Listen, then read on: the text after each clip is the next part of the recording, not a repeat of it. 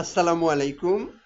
স্মরণকালের ভয়াবহতম বন্যায় আমাদের দেশের নোয়াখালী, ফেনী, লক্ষ্মীপুর এবং কুমিল্লা জেলা আজ আক্রান্ত।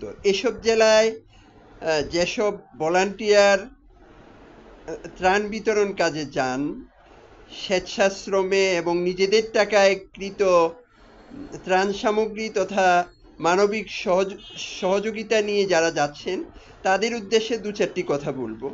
দেখুন, আসলে সাধারণভাবে মানুষ ত্রাণ বলতে বোঝায় যারা কিনা দরিদ্র মানুষ তাদেরকে সহযোগিতা করাকে। কিন্তু এসব এলাকায় যারা আজ ক্ষতিগ্রস্ত, তাদের কিন্তু আর্থিক সঙ্গতি বেশ ভালো আছে অনেকেরই। বিশেষ করে যারা পানিবন্দী হয়ে দোতলা তিনতলায় বন্দি আছে, তাদের হয়তো হঠাৎ করে পানি চলে আসায় তারা খাবারের বা আহ, নিজেদের বেঁচে থাকার মতো শেষ অবলম্বনটুকু পর্যন্ত নিজেদের আয়ত্তে নিয়ে যেতে পারেনি। আহ, গভীর রাতে অনেক পানি চলে আসায় তাদেরকে মহা বিপদে আপতিত হতে হয়েছে, যার দরুন তারা নিজেদের চলার মতো, বেঁচে থাকার মতো আহ, প্রয়োজনীয় উপকরণ তারা নিয়ে যেতে পারেনি।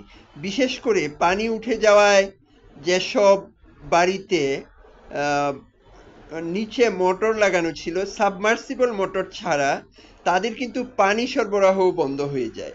সেক্ষেত্রে আহ, তাদের দেখা যায় যে তিনতলা চারতলা বা বহুতল ভবনের মালিক হওয়া সত্ত্বেও জীবন ধারণের মতো উপযোগী খাদ্য পানীয় তাদের সংগ্রহে ছিল না।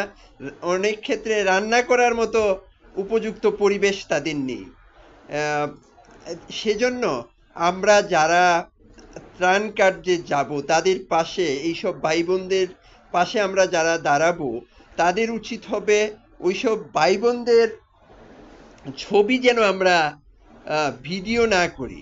আহ, একান্ত যদি, যেমন অনেক সংস্থা বা অনেকেই আছে যারা অন্যের সাহায্য সহযোগিতা নিয়ে আজকে বিপদগ্রস্তদের পাশে দাঁড়াচ্ছে, তাদের হয়তো যারা সাহায্য করছে বা তাদেরকে কিছুটা অবহিত করার জন্য, অথবা আরও যাতে মানুষ সহযোগিতা করে তাদেরকে আকৃষ্ট করার জন্য ক্ষেত্র বিশেষে ছবি বা ভিডিও দিতে হয়। এটা আসলে আমি নেতিবাচকভাবে দেখছি না, কিন্তু আহ, এই ছবি বা ভিডিও যারা ত্রাণ কার্য পরিচালনা করতে যায়, তাদের ছবিটা স্পষ্টভাবে দিয়ে বা ভিডিওটা স্পষ্টভাবে দিয়ে, যেসব ভাই বোনেরা বিপদে আপতিত যারা গ্রহণ করছে, তাদের ছবিটা যেন স্পষ্টভাবে দেয়া না হয় বা তাদের ভিডিওটা যেন স্পষ্টভাবে করা না হয়। অর্থাৎ হয়তো ত্রাণ কার্য পরিচালনার ভিডিও থাকবে ঠিকই, কিন্তু যেন আমাদের বিপদে আপতিত ভাই বোনদের ভিডিওটা যেন না হয়। যদি তাদের চেহারা বা তাদেরকে ওই অনেকে ইন্টারভিউ পর্যন্ত নিতে যায়, এইগুলো যেন না হয়। ইন্টারভিউ নিতে গেলে এটা আসলে অসম্মানজনক। অনেকের ক্ষেত্রেই এই বিষয়টা মানহানিকর বলে মনে হয়। কারণ তাদের তো পরিস্থিতি এইরকম না, হয়তো সাময়িকভাবে এই আম, দেখা যায় যে আহ, রাত্রিবেলায় ঘুমের মধ্যে সেই ভারত থেকে প্রচুর পানি ছেড়ে দেয় আজকে তাদের এই পরিণতি। আম, না হলে তারা আমাদের অনেকের চেয়ে আর্থিকভাবে অনেক শক্ত অবস্থানে ছিল। তাদের এখন দেখা যায় বাজার পর্যন্ত নিমজ্জিত হয়েছে। বাড়ি থেকে কোথাও গিয়ে কেনাকাটা করা, খাদ্য সামগ্রী নিয়ে আসার সুযোগ নেই। সেজন্য আজকে হয়তো সাময়িকভাবে তারা বিপদে নিপতিত হয়েছে।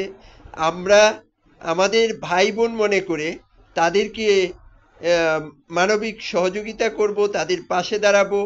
প্রয়োজনে আমাদের ত্রাণ পরিচালনার ভিডিও করব, কিন্তু তাদের সুস্পষ্ট চেহারা বা তাদের কোনো বিবৃতি যেন আমরা গ্রহণ না করি। এই এই বিবৃতি গ্রহণের মাধ্যমে তাদের বিবৃতি বা ইন্টারভিউ যাকে বলে সেটা গ্রহণের মাধ্যমে তাদেরকে অনেকটা খাটো করা হয়।